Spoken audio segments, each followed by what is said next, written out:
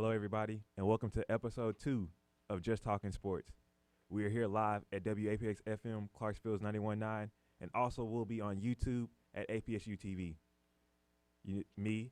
I am Marcus Modey. Got my partners, Patton Cook on my right, Gabe Jones on my left. What it do? Hey, let's just go ahead and get right to it. Let's do it. First off, we're going to start with college football here locally, and that is Austin Peay. Austin Peay played ETSU this past Saturday, and unfortunately, they did not come out with the win. The score was 17-10. Guys, I just want to ask you, what was your guys' thoughts? Because I have a lot, but I don't want to spoil everything for the viewers and the listeners. Usually with Austin Peay, it's a tale of two halves, and I think we saw that again for Austin Peay, especially with Javon Craig. You had him really get going early. I liked what I saw. He's continuing on from last week against Mercer, I do believe. He had finished with 218 yards, but towards the end, I specifically was watching that final drive, and he had two opportunities to kind of lead Austin Peay back and end up winning this game. And for the first drive, he started off well. He started hit passes just kind of here and there. And then he just made kind of countless throws that he didn't need to make, and that's something I was kind of surprised at because I didn't see much of that from Javon Craig in the past 2 weeks. I saw him throw what the defense was giving him. He wasn't forcing things into tight spots, and his two turnovers were the same throws to me. They were both into double coverage, and unfortunately for them, that was kind of their wrongdoing. But you got to say their defense gave them a chance to win. They had two straight stops to have their offense come back out on the field, give them a chance to win this one. But unfortunately, their offense just couldn't get it done, and I think we're starting to hear that a little bit more and more is their defense keeping them in games, but their offense just not being able to pull it out, especially with this backup quarterback that they've got in, which I'm still impressed with, but not as much last week. Guys, I think it comes down to Craig. Our offensive line has allowed their first sack this whole year. Yeah. First sack in 276 consecutive plays. Our receivers, Wilson, he got 9 receptions. Kentel, do we know what's going on with him? He isn't playing as well as he has in previous years. Well, they're just selling out for him now. They're really stacking the box, especially with Craig in there. They don't feel the dangerous of Jeremiah Oatsfall back there. And with Kentel, also, everybody knows they have 3 years of film on him. They know that when he gets to the outside, he can be very dangerous. So we're going to let him go inside, go between the tackles.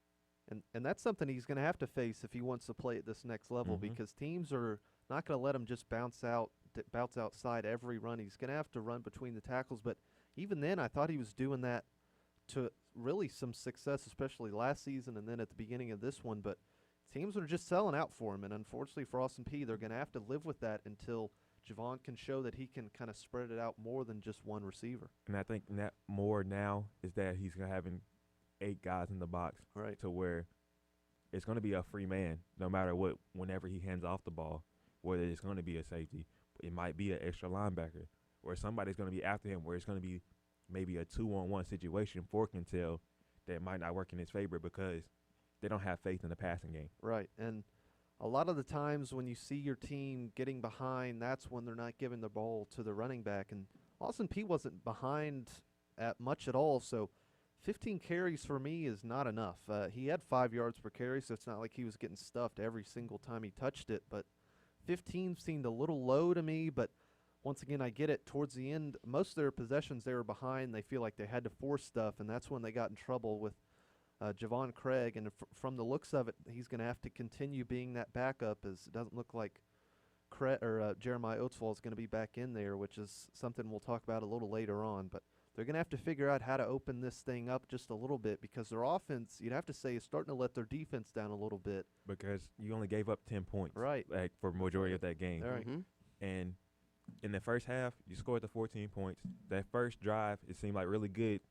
That 54-yard pass to D'Angelo Wilson to score that touchdown. And then your second drive, it was about 3:52 left in the second quarter where you march down the field and punch it in about 14 seconds with Kentel Williams. So it looked like it was in their favor. And then after then, those defensive adjustments came for ETSU, and it stopped the Governor's offense as a whole. And one of the positives, I know we're doom and gloom here, one of the positives that we've seen, you mentioned it just a little bit, was D'Angelo Wilson. He's got 3 100-yard games out of 4, and his low was 73 yards against Central Arkansas. So this is a guy that's shown, even with a backup quarterback, he's shown that he can get open quick for Javon, given an open target. But other than him, the receiving core hasn't been up to par. And looking at the 2 deep, they've got Keenan Barnes now above another receiver that I can't quite put my finger on right now, but I believe it's Josh Alexander. But he's right now the big target. Could be a tight end in most teams, but right now he's a receiver. I think they need to open it up to some of the other guys, because right now D'Angelo Wilson's doing all he can do for Javon Craig. And I think also, I'm sorry, Gabe, would you like to say something? No, I think you are putting it out there beautifully, Patton. Our defense is playing outstanding. We, as you said, Marcus, we held them to 10 points until the fourth quarter. I think that our offense just couldn't get going. Our defense gets tired. 2 scores at the end. Right. And also one thing, that's a great point with Keenan Barnes. It seemed like that connection hasn't really been there, because with Oates' fault, he got a lot of spring ball reps. So he got a lot of reps with the starter. But now that backup is a little, I don't know where he likes to throw it at. It's a little hesitant. And with Craig, I don't know where to put the ball at for him. Where's his go-to spots? But moving forward, hopefully that connection gets better, because you see with Wilson and Harley that they know each other because they played. But that connection, because Barnes is a transfer from Louisiana Lafayette, it's somewhat questionable right now. It's a little bit not enough confidence between the two.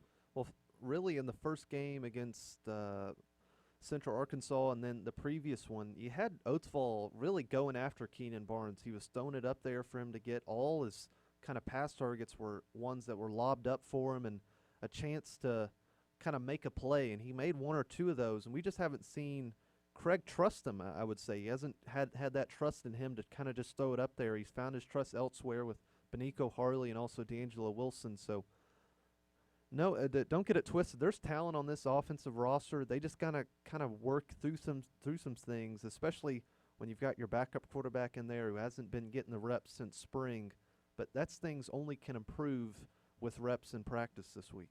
I got one question for you guys. Would you want Javon Craig really just throwing the ball 30 to 35 times in this offense? I don't know. To me, I would rather have Kentel have the ball a little bit more than what he is right now. I feel like they're trying to have the defense think, we're okay, we're throwing with Javon Craig, no point in stacking the box, but the defenses aren't buying it, and they're still stacking the box with 8, 9, 10, 11 guys at some point. But that's just things they're going to have to work through. I'm not sure how the number they want Craig at in terms of throwing the ball, but to me, I would look to kind of lessen it down and even put some trick plays back there. I know they had that touchdown pass with Benico Harley all the way down to D'Angelo Wilson in week 1 or 2. I'd like to see a little more of that, maybe get some a wildcat formation with Kentel, just get him the ball in other ways that the defense isn't ready for. It would be beautiful to see our offense open up in multiple different ways. I know we have backup quarterbacks that here are capable. So I would like to see, open up some trick plays, as Patton says, to get those quarterbacks some reps. Maybe just try something different. Because Craig against ETSU went 18 of 36. I would like to see Craig not just be around that 50 to 55% passing. If he can get to that 60, 65, it will also open up the run game. Absolutely. Because that's why teams are not afraid of him, because if you throw the ball 36 times and only complete 18 of them, okay, we're going to be like, okay, he can't really throw the ball efficiently. So he's going to make – it's some plays that he's going to make. He might make a big play here. He might make a big play there. But we know that it's not efficient. So we know that, okay, we can go man-to-man on the outside and have one safety at the top, and we can just load the box waiting on Kentel. We can wait on Tanner. We can wait on Mamadou to get the ball. Right, and give one thing that Austin Peay's done well. They've opened it up for Craig to where he's not only throwing intermediate 5-yard routes, and they're not letting the corners sit on him. They're trusting him and letting him go deep. And for me, watching the second and third game, that's his strength, is pushing the ball down the field. As crazy as that is, he gets in trouble when he goes kind of shorter routes, 5-10 yard routes. But when he's airing it out there to his receivers, I think he's given his guys a chance. And give credit to Austin Peay. They're trusting in Javon Craig, although this past game it didn't necessarily work out for him. They're trusting in him, and as they should, as he's a senior. This is his last year of eligibility, and I know he wants to do himself and his team proud moving forward. Because there's going to be a lot of pressure heading on into OVC play this Saturday here at home against OVC powerhouse who is ranked in the FCS, Jacksonville State. And Jacksonville State is not going to come to play. Absolutely, and I've started to do a little prep on Jacksonville State as I'm doing the broadcast this Saturday, and they are who they are. They are who they usually are. They're the best team in the OVC. Last year was the first time we really saw a team in Jacksonville State get beat and kind of show any kind of weakness, really, because in the years past, to me, just from an outsider, not a player, it looked all mental from teams going in there, knowing that no one has beaten this team in years. And you had SEMO do it last year. And to me, Austin Peay's has seen that they can be beaten. And a lot of the time, that's half the battle, is just knowing that I'm just as good as these guys. Why not us mentality? And I look for this game to be just as close as it usually is against Jacksonville State, as it's at home. The crowd will be big. It's family weekend here at Austin Peay, so we have a little more fans in the stands as usual. But I'm excited for this one, no doubt. Zarek Cooper, the man is averaging over 300 yards passing per game. He's going insane this year. As far as the running backs for Jacksonville, they haven't been showing much. I believe he's their leading rusher as well. Right. And their receivers are okay. I was speaking with some guys on the team. They believe that they can lock their receivers up. If they keep their receivers, close, make it tough for them to get open, I think that they believe that we can get off a win. Jacksonville State, they have 3 receivers who have 300 yards as a total for each receiver. And last week, Pearson, one of their receivers, had 3 touchdowns and also had a really outstanding game to the point where he was OVC Offensive Player of the Week. So that secondary is something to watch out for on this Saturday, because if that passing game is going and then Austin Peay's offense isn't flowing, good luck.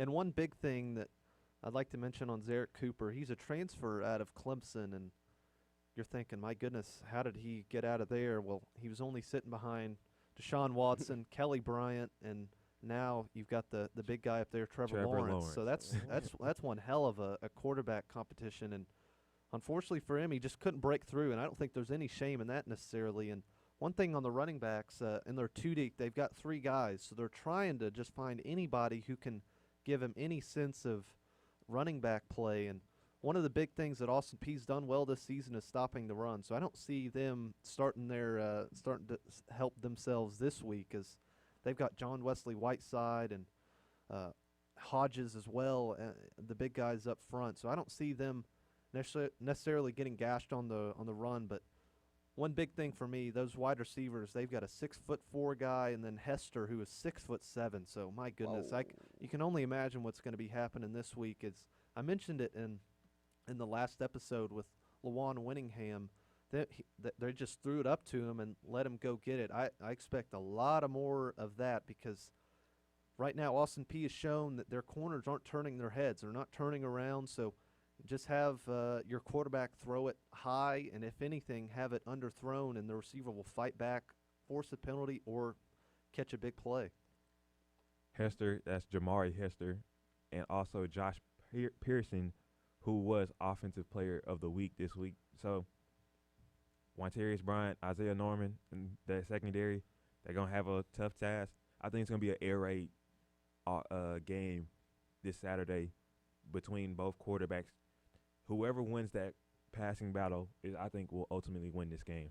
Ooh, I don't like our chances if that's what you think. Yeah, well, it still looks like Javon Craig is going to be the quarterback because we received the two deeps today, and he's still quoted as the number one guy, and then behind him is another backup. So unless Hudspeth is going to pull a fast one and have Oatsfall out there, I haven't seen him at all on campus. Usually I see some of the guys just kind of walking around, and I haven't seen him really with crutches, so I don't know what's going on in that department, but it's going to be tough, no doubt, as it should be. There's a top 10 team in the FCS.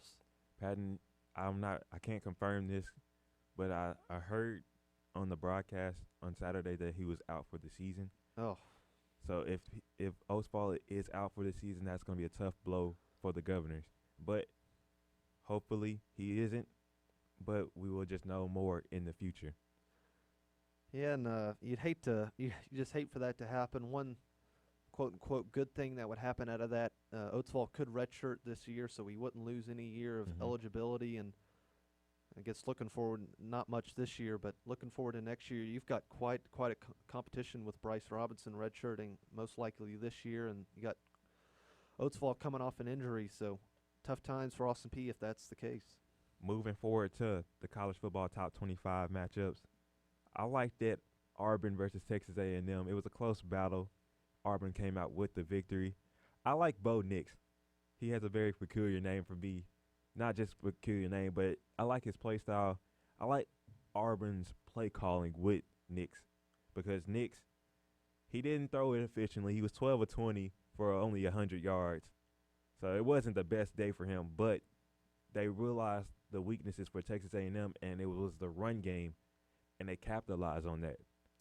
And no doubt everyone's seen that picture of a young Bo Nix with the at the national title game with a former or an actual Titan, Darren Bates. He's in the crowd, and you've got a young Bo Nix wearing a Cam Newton jersey.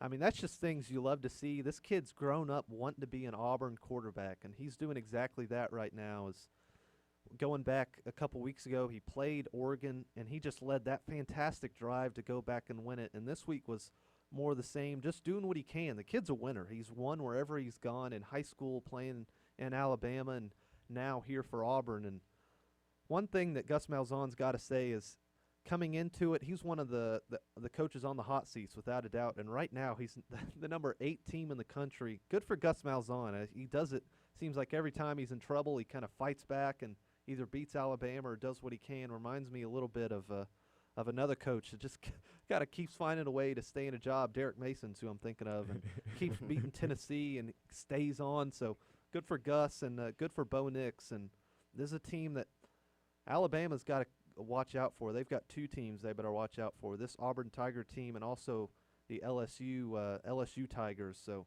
I like a competitive SEC, and we saw that in this game, Auburn versus Texas A&M. What do you think about Clemson? Well, of course, Clemson's gonna.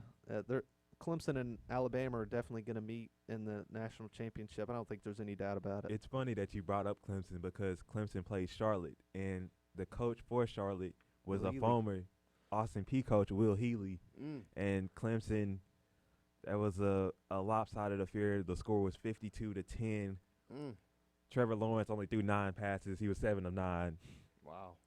Well, I'm sure Will Healy will be drying his tears with all the money that Clemson gave him after that game, which fair play to Will Healy getting that game scheduled. Austin Peay's got a few of those games coming up in the next couple of years against power-ranked opponents like that. But Clemson, they barely lost anybody. If anything, they lost their Hunter Renfro. Seemed like that guy had been there forever. Other than that, they've got their core. They've got, I think their wide receiver core is better than Alabama's. They've got a couple kids out of Tennessee that I tell you what, they just exposed every bit of Alabama's secondary in the championship game, and you're going to see more of that because I don't see them being better than what they were last year, and if anything, you're going to have Trevor Lawrence be better than what he was last year, as scary as that is.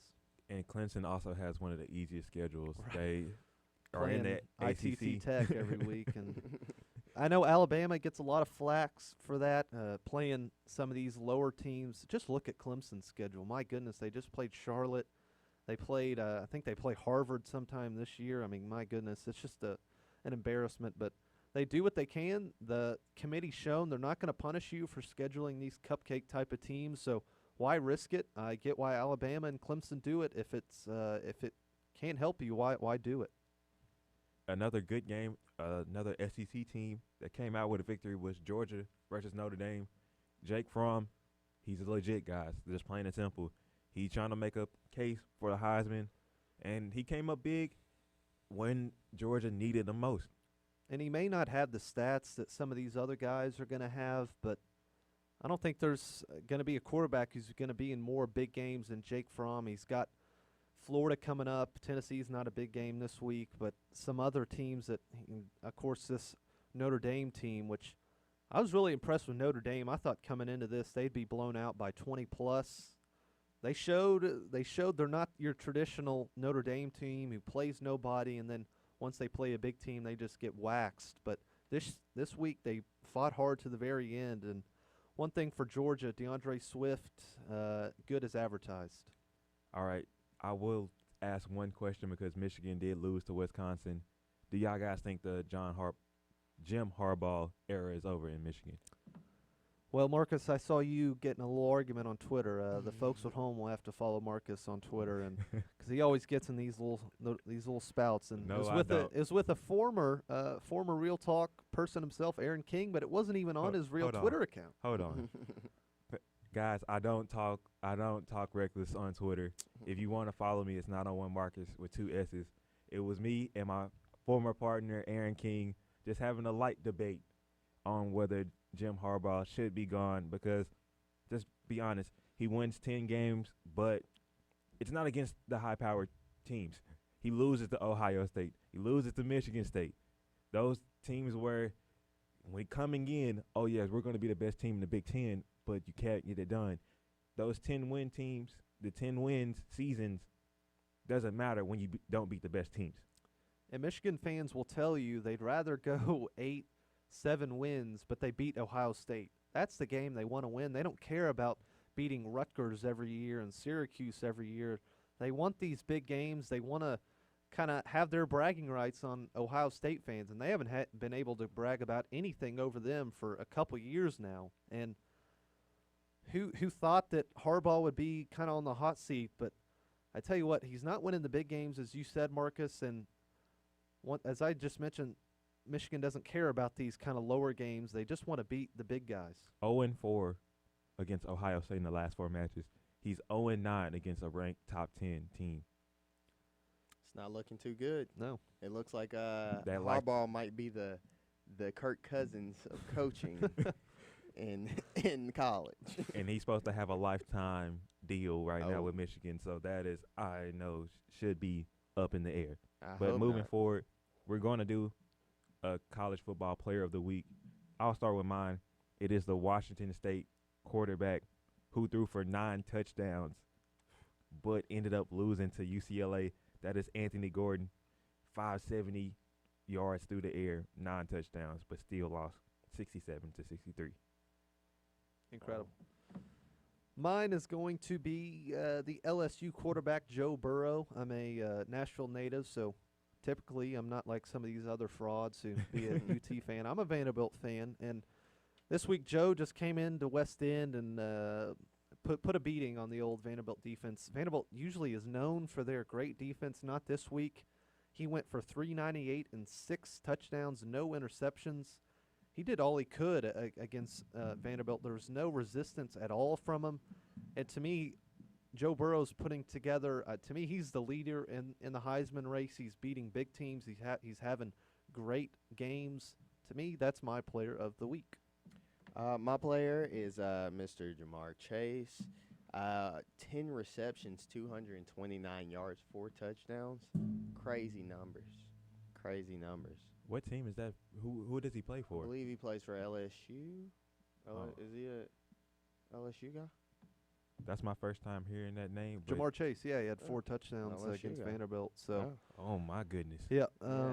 Usually Vanderbilt's got a couple corners that they've liked to lock on people and pass Casey Hayward, and then just last year we had Jawan Williams go to the Patriots. This year, not so much. And we're going to be seeing a lot of that, unfortunately, for Vanderbilt. But LSU's a real threat, and the SEC and the real country better be careful, because right now they're 4-0, they're fourth in the country, and I think that's right where they should be. And I know a couple people have got them as the best team in the country just because what they've shown in some of these other games. Looks like it's going to be another two SEC teams in a college football playoff. But we're going to move forward. We're going to talk about a little soccer, Patton, because the Champions League, the Premier League, and the La Liga League went away this past week. Patton here, he had a little trouble with Arsenal, but we're going to save that for later on because Barcelona did play. Juventus did play. We're going to start with Juventus in the Serie A. They won yesterday against Brescia 2-1. C7 is being C7. He's already got 2 goals and assists. I feel like they're still going to be one of the top teams in Italy. Absolutely, and not only in Italy, I think they have a chance to win the Champions League as they've got one of the best rosters, just if you look at it. And the folks at home, if you don't care about soccer, just skip ahead. This is for me right here. But they've got one of the best rosters. They just signed De Ligt from Ajax in the Netherlands, one of the best young center backs in the world. They also signed, unfortunately for myself, one of the best midfielders in the world, Aaron Ramsey from Arsenal, and he just came in and scored on his debut last week. So this is a team that I don't care what roster they put out. They've got really, they're 4 deep at each position, and you don't see that a lot. You've got Ronaldo at striker. You've also got Douglas Costa, Guajardo, Chiellini, Buffon. I mean, just you could rattle off a ton of these names, and it's impressive. And usually, as how it goes, is Juventus runs away with the league by say November, and I don't see that changing this year. As there's just a clear difference in Italy. It's kind of strange because you said in the Champions League they have a chance, but they have Manchester United winning. That's the odds of right now. Yeah, Manchester City. Well, I'm sorry, Manchester City. Yeah, we won't talk about Man United. They're with Arsenal on Thursdays. But Manchester City, they just steamrolled. I can't remember exactly who it was. They steamrolled them like 8-0 or something like that. It's Watford, actually. And you just see the teams like that, and it's just unfair. They've spent $1 billion in the past 5 years on players, and it's all oil money, and it's all money from countries, and it's just kind of. Hey, Patton, we can't talk about the behind the scenes. We'll gonna have folks talk coming. about it. You gonna have folks coming after you, Patton. It's common knowledge, but it's a real difference in the Premier League, and thankfully enough, Liverpool has kind of broken through, and they've shown that they don't need all that money to kind of compete. They've found cheap deals, they found free deals, and they're right there with Manchester City, and Liverpool's leading in front of Manchester right now. So it's one heck of a race at the top of the Prem, and then there's a clear drop-off, as it usually is in most leagues. That's a great segue because Liverpool was the next topic to talk about because they did beat Chelsea. I think they still have a shot of winning the Champions League again. A lot of people don't think so. And just to keep in mind that Mo Salah is still just a great player. And any time you've shown that you can win it, that just gives players more confidence that they can do it. And we saw this last year as they beat Spurs in the last year's Champions League final. And they've got a roster, they've got an 11 that can go up with anyone. The problem is if they have any injuries at all, especially to their top guys, Mo Salah, Van Dijk, they've also already had their goalkeeper knocked out, Alisson. That's when they get in trouble. And that's with most teams. And not everyone's going to have a Juventus and a Barcelona type roster where if one guy goes out, say Messi, he just got injured again this past week, it's all right. It doesn't matter. They can fill in another player that's just as good. And unfortunately for Liverpool and most teams, they just don't have that luxury. It's all up to luck, as it usually is in the great game of soccer. Sometimes luck is on your side. Sometimes it's not. Yeah. And Barcelona, as you said, Messi, it was a left adductor injury because he got pulled at halftime against Villarreal, even though Barcelona won 2-1. If Griezmann and Messi can play on the field at the same time, that's a really dynamic duo. It's just that Messi is missing a lot of games now. There's a lot more injuries than he's did in his past. And that's really sad for the world to see because I know for the past 10 years we've all been debating Messi or Ronaldo. And unfortunately, we're doing the same thing with LeBron. We're not enjoying these two together as in the same time period. we've got two of the greatest players in soccer history, and right now we're just fighting over who's the better player. And Messi, unfortunately, he's starting to become to the end of his career. We saw this with LeBron last season. He was kind of getting banged up. These little injuries that wouldn't affect him in his earlier years is really starting to affect him now. And for Messi, they really want him and Griezmann to be on the field at the same time, as you mentioned, because Griezmann in his own right is one of the top 10, 15 players in the world. So, unfortunately, for Barcelona, Messi's starting to pick up these injuries, but I don't see them slowing up in La Liga. Real Madrid has got all problems to me. Bale doesn't seem like he wants to be there. They're still trying to place Ronaldo, as any team would be, but that's a team in Barcelona that I don't think is going to have any problems at all staying at the top. It's just in where they want to be in Europe. I think they got a lot of distractions when trying to get Neymar, that big haul in, and now they're trying to refocus themselves, but also not having one of the best players in the world with constant injuries. It's going to be pretty hard for them. And Neymar is, in his own right, is just a distraction, no matter if he's on your team or not. And right now he's playing great football, but he's just not getting the job done for PSG. But we'll see how Barcelona can kind of get back to their ways. As you mentioned, you had them wanting to get Neymar so desperately throughout the summer, PSG being very difficult about it, not being able to get it, but that's life. Not every team is going to just pull in a top 5 player whenever they like, and Barcelona is seeing that right now. And but I think they'll be just fine. Now, this last one, this is your team, Patton, because sure is. We talked a little bit while they was playing on Sunday, and it seemed like you was about to have a heart attack. Well, I know what you were doing. You're trying to push my buttons a little bit, letting me know that my team was down as if I wasn't watching it already. And it was just a bad start from the beginning. NBC has got this NBC Gold program, and not all the games are going to be on TV. So that product alone is like $15 a month or something like that. I'm a college kid. I'm not paying $15 a month, so I did what any teenager would do, find a stream on the internet and kind of watched it through that, and it kept pausing, delaying. The connection was bad, so it was just a mess from the beginning. But Arsenal done what they usually do. They make me question why do I support them. And the beginning, their defense just kind of doing what they've done. They've just kind of in absolute shambles. They can't find a back four that they like comfortably. And luckily enough for them, in the second half, you had Pepe, his first goal for the club, coming over from Lille, rather. I believe like $70 million was his buying price this summer. Getting his first goal from the penalty spot, drawing it to 1-1, and literally 20 seconds later, that was a factor. That was that factor. Once they got their first goal, the confidence got back up, because at first you had the injury, and then you only had 10 men on the field. Right. So it was just like, oh, no, what's going on? And then that first penalty kick got in. I was like, okay, everything settled down. We know who we are. But you sounded not so sure, because they literally 15 seconds later conceded another goal. So they were back down to 2-1. And thankfully enough, you've got players that really just refuse to lose, and Callum Chambers rather draws it back to 2-2, and then my favorite player on this Arsenal team, Pierre-Emerick Aubameyang, he scores the winner from a free kick, makes it 3-2, and this is a guy that I believe he's severely underrated in the Premier League. I think he's the best striker in the Prem. All this talk about Harry Kane, I think that's just English bias to me.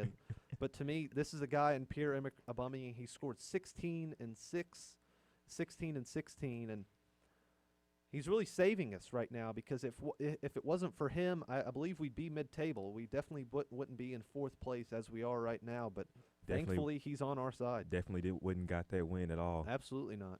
Absolutely not. Harry Kane is a pretty good player, Patton.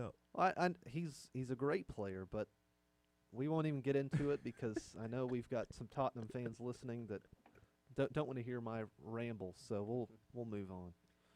From football to football. Football. Yes. The overseas football to American football. Yeah. In the NFL, Week 3 was underway. We had a lot of throwaway games, Yes. a lot of good games, though.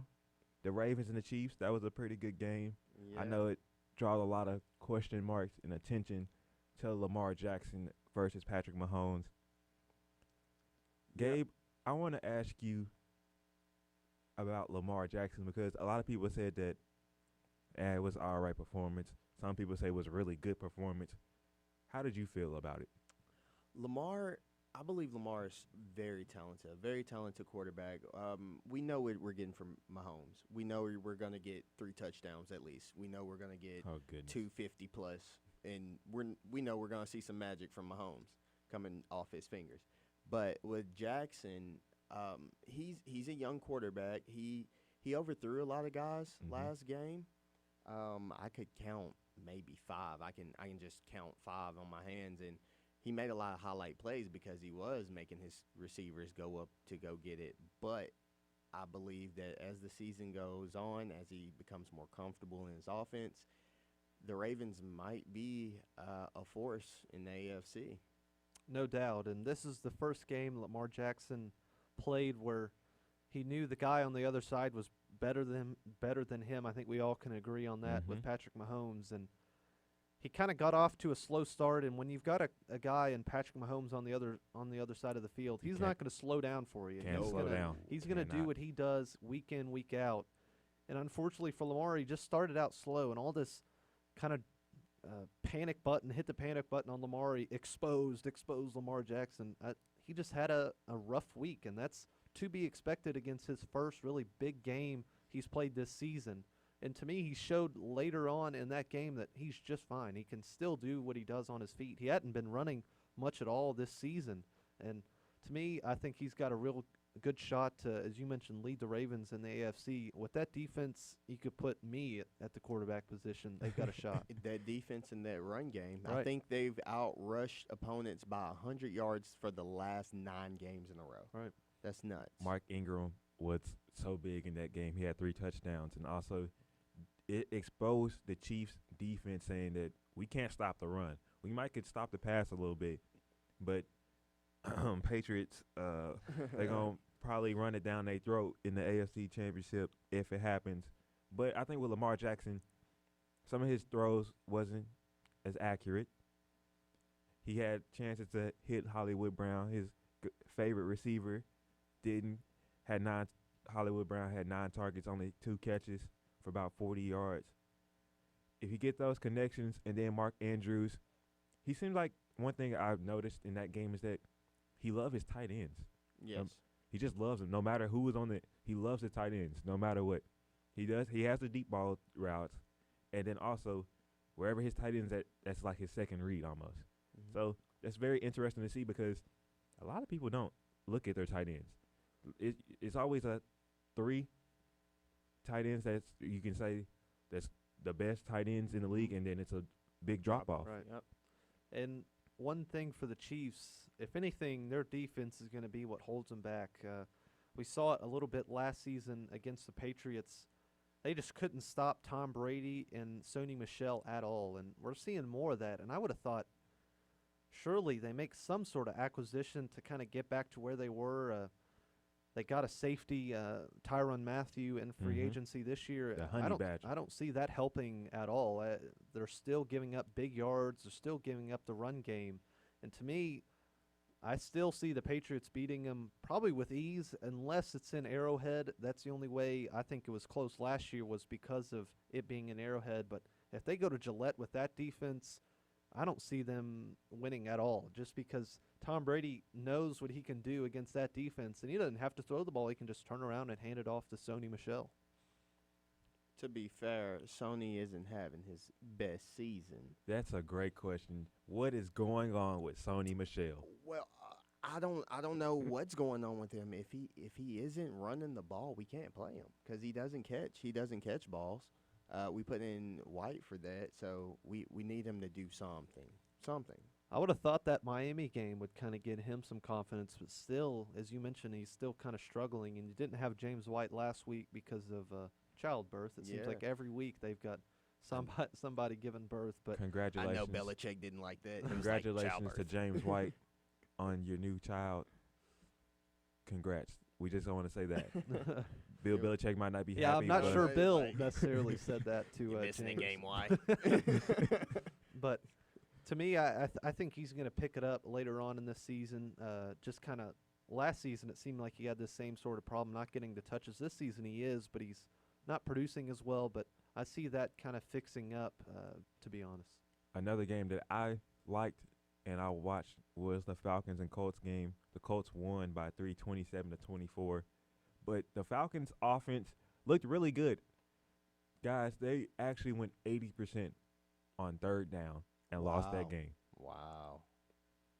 And Like- that's usually how it goes. And you've got poor Matt Ryan and Julio Jones just putting up monster numbers, and it still doesn't matter. Although their defense, to me, if you look at it on paper, they've got Deion Jones. I know they just lost Keanu Neal, Neal. the safety, to an Once Achilles again. injuries. But if you look at that defense on paper, it should be a whole lot better than what it is. But once again, Jacoby Brissett, I got to give this guy credit because 2 weeks ago, Jacoby. 2 weeks ago, I was writing this guy off. I thought what I saw from him 2 years ago when he came in for Andrew Luck when he missed the entire year, I wasn't impressed by him at all. But really, you have to look at that Colts team, what it was and what it is now, because he's got, I think, the best offensive line in the NFL with Quentin Nelson at the helm, and you also got Kelly, the center, and Costanzo at left tackle. I think that's the best O-line in the NFL, and you still also got T.Y. Hilton, and also a guy who's not getting talked a lot about, Marlon Mack. He looks, Ooh, to man. me, exactly like Le'Veon Bell. I was at the Titans-Colts game, and it seemed like he was just kind of waiting for holes to develop like Yes. Le'Veon would. He just stayed so patient back there, and he would just dart upfield for 15, 20 yards. It seemed like every single play. So that's a guy who he takes pressure off Jacoby Brissett when he doesn't even need to because he looks as calm as he could be back there. A lot of people looked at me crazy because I said that the Colts was still going to win the division even without Andrew Luck. But those receivers, T.Y. Hilton, he injured his quad once again. He re-aggravated it. And then Marlon Mack, he's still somewhat banged up too. If they can stay healthy, Right. they have a really good shot. But as you saw in that second half, when T.Y. went out, that offensive passing game was stagnant. Right, and I know they got a touchdown from a former Titans practice receiver, Zach Pascal. So it just shows, I don't know what it is, but they just find these guys in the rough, and it just shows. But one thing on the defense, they don't have Darius Leonard in right now. He's still coming back from injury. And That was a concussion, right? yeah, and that's an all-pro type linebacker, and he showed exactly what he could do last year. I believe he led rookies in tackles. So you just got you got multiple guys out, and they're still playing great football, 2-1 on the season, and they've got some winnable games coming up. Guys, I want to ask y'all about the Rams and Browns. All right, so the Rams did win this game 20-13, but was it a good Rams game or just a bad Browns game? I think the Browns once again, who we thought they were. Mm-hmm. I think the Browns they have pretty much all the talent in the world. I mean, you supposedly have a decent to good quarterback right now, which I believe that they're putting it in his hands way too much. I believe he's throwing the ball way too much, and he's not making good decisions with his throws. I think they should hand the ball off more.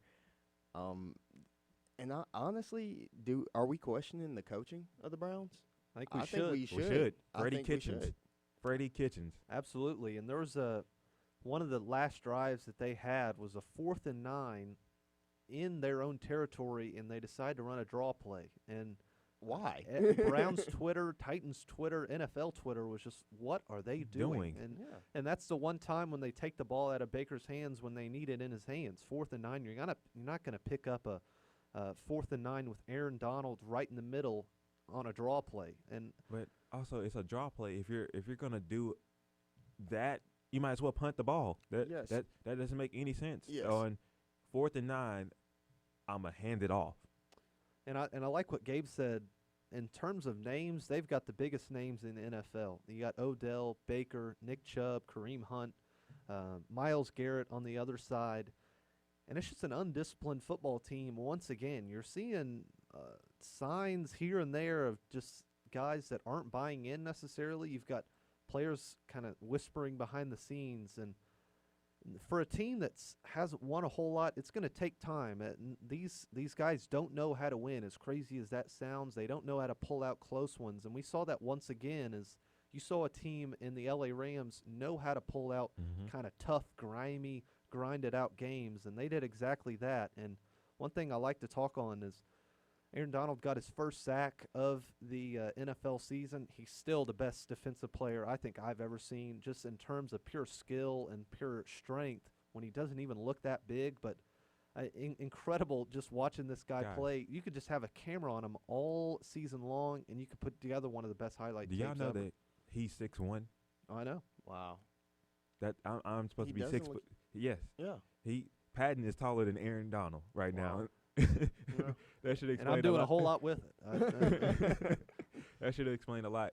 But one thing I would like to say on this Browns team is that first and goal in your red zone, time on the clock, you down 7, and you go shotgun formation or 4 different formations, not outside of single back 11 personnel or 21 personnel with 2 tight ends, 1 running back, or a fullback and a running back to hand the ball off. But you go empty set, shotgun formation, trip set on the left, or a trip set on the right, or doubles on both sides, and you're just like, why? And then also with Baker, it was times where he could literally run the ball in straight up the middle, and he could have scored. It's looking like he's more focused on everything else and thinking too much instead of just playing football. And I would get why if they put the ball in his hands at first and goal. They had a timeout left. I think they had over a minute left to go. If he was throwing for 400 yards and 5 touchdowns in that game, but he was far from that. He wasn't accurate for most of the night. He wasn't finding the open guys. It's just kind of baffling, the decisions in red zone and in critical situations. And that's not Baker calling the plays. That's your head coach, Freddie Kitchens, who's never been a head coach before. If anything, he's called plays before. This shouldn't be what we should be talking about with Freddie Kitchens. If anything, we should be talking about the undisciplined type plays, clock management.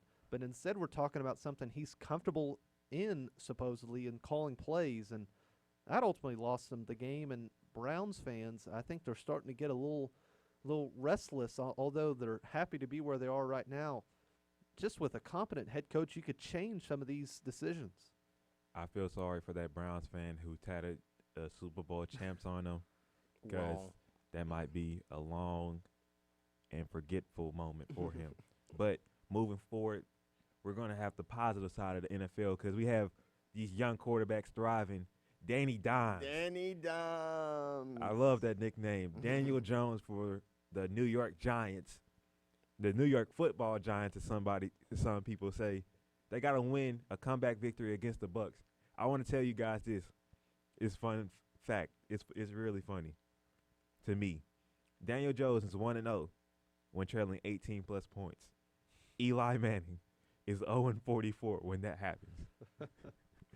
He's all. May I go on my Giants spiel? All right, Patriots fan. We lost to the Giants 2 years in the Super Bowl. I say the Giants got lucky on some passes, and they had a great defense. Eli gets hot every now and then. Him and Joe Flacco, pretty much same quarterback. Eli Manning, if his last name was not Manning and he didn't win those 2 Super Bowls, he should have been gone at least 5 years ago. He is not great at all. Their last coach got fired for benching him, pretty much. Got fired. He's horrible. He's not good. So they finally get in a backup quarterback, and Danny Dimes comes in, makes fire. Let's go. I can finally like the Giants again. I was really happy for Daniel Jones coming in. Kind of got lucky at the very end where you had the missed field goal, but who cares at the end of the day? Got the win. But I was really impressed because something Giants fans hadn't seen was their quarterback escape from the pocket, because you just had an absolute statue with Eli Manning back there. If he had any pass rush at all, I know Tom Brady is not the most athletic guy, but he can move the pocket with the best of them. He can step up, kind of shuffle in the pocket. But seemed like with Eli, he just had no chance at all. And on that final touchdown with Daniel Jones, he saw what Baker Mayfield should have done. He saw they were playing man. Everyone had their back turned, so he just kind of scampered in for the score and ends up winning it. I'd like to talk a little about Jameis, but I know we got to wrap it up. But really impressed with Jameis. He had Mike Evans, a huge week. I think Jameis is going to be just fine. Mike Evans was the reason why I don't like Jameis, but we can save that for a later time because we're gonna talk about Gardner Minshew. Gardner Minshew, the backup quarterback for the Jacksonville Jaguars. Keep talking about Jameis, please. Because picked up a win against the Titans, but I think he had a really good game. I think they're going more towards his side now and moving away from Leonard Fournette, so it's going to be very interesting because they're actually passing the ball. We haven't seen that in a long time. Well, before the big game that he had, Leonard Fournette at the end, he had negative yards. He wasn't he wasn't having a great night, and fortunately enough for the Jags, Minshew was just playing out of his mind, and I don't know if that's more to do with the Titans or the Jags, but you got to think, what are they going to do? Because they just signed up Nick Foles. They've got him locked down for 3 or 4 years. Do they trade away Minshew? I know this is really early talk, but to me, you've got a quarterback in Gardner Minshew who's young. You've got Nick Foles who's getting older. He just had a really nasty collarbone injury, and that's stuff that can only progressively get worse as you take shots. So good for the Jags, as much as I hate to say it, as that game was just a pain to watch. Kyle Allen for the backup for Cam Newton and the Panthers. He picked up a win, threw for 4 touchdowns. I'm not going to lie. I'm trying to snag him in my fantasy league right now. Because he made the Carolina Panthers look like an offense. Cam Newton still out with that foot injury. Might have still that shoulder injury. Hopefully he can sit out now knowing that Kyle Allen can go and get a W for them. I think Cam Newton's in serious trouble to me. What Kyle Allen did, and probably the first drive is better than what anything Cam Newton. Granted, he's injured, but as old ball coaches will say, if you're out on the field, you're healthy enough to perform. And he wasn't performing, in fairness to Cam. And I know Kyle Allen. They've also got Will Greer back there that they're kind of sheltering for right now. But as good of a debut as I've seen from Kyle Allen, good for him. Josh Allen, I think that's somebody else from the Buffalo Bills. The Buffalo Bills are 3-0 right now. Let's talk Bills. The last time the Bills beat us whenever it mattered, planking was a thing. Dwight Howard was planking on social media. Planking was a thing. I think this was 2012 was the last time the Bills beat us relevantly. They beat us with Brissett, but that didn't matter. So I am excited to have some competition in our division again, but we're going to smack them. I can't wait until next week. See, we're going to talk about that in just a few minutes.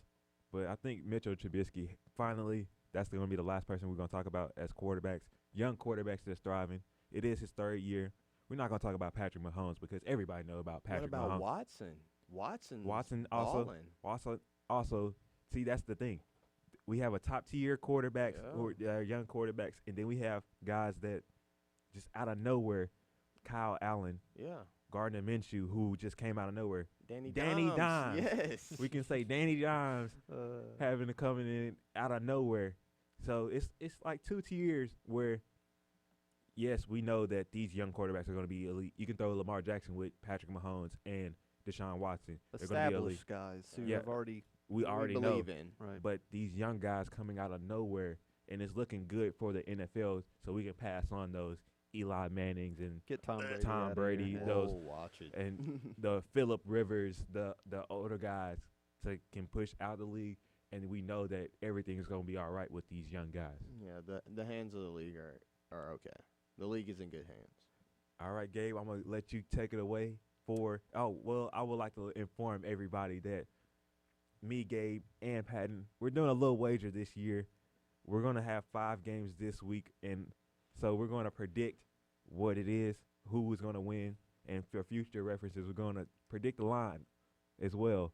And then that wager is going to be whoever comes out last. It's going to have to buy everybody lunch. Is this or for dinner. the season or for the week?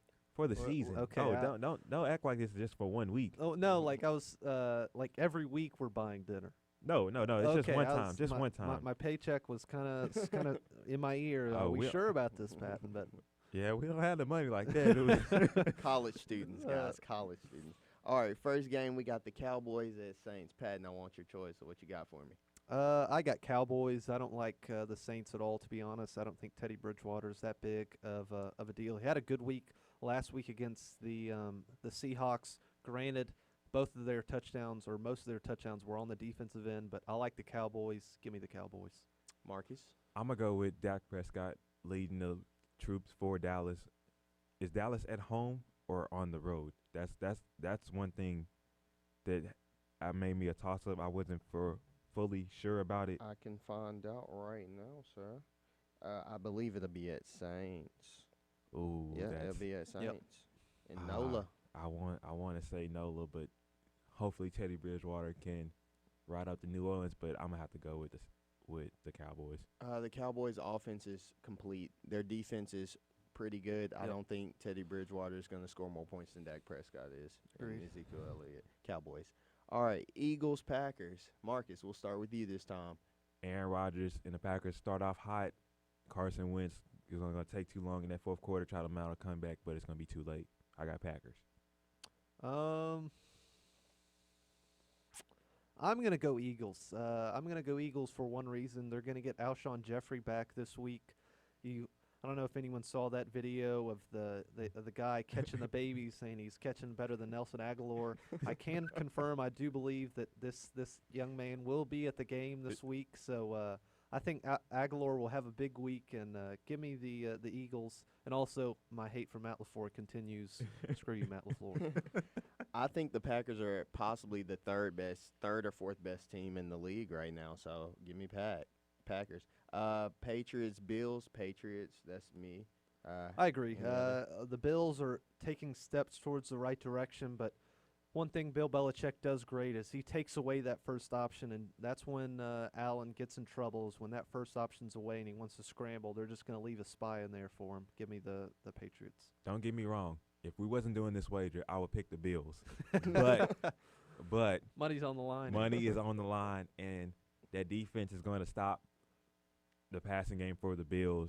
And right now, Josh Allen is probably going to be just scrambling for his life because he has nobody to throw it to. So I'm going to go Patriots.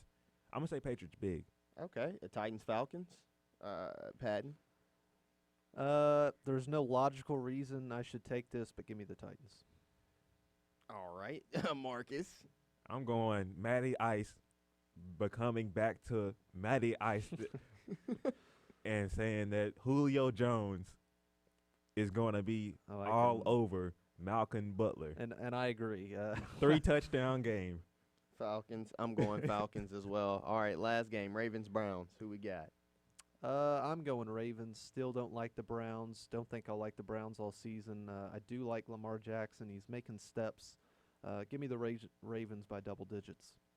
Marcus? All right, I will go with the Ravens as well. Only reason why I think the Ravens can win this game is that the secondary is very questionable for the Browns, and I feel like Hollywood Brown and Mark Andrews are going to have a big game. I believe not in the Browns. The Ravens will win big. Marcus? All right, thank you guys for listening for episode 2. It is September 25th at 5:38 here at WAPX-FM Clarksville's 91.9 and APSU-TV. This is Just Talking Sports. Did we get on? Yeah, we got 58-31. Right where Steve wanted it.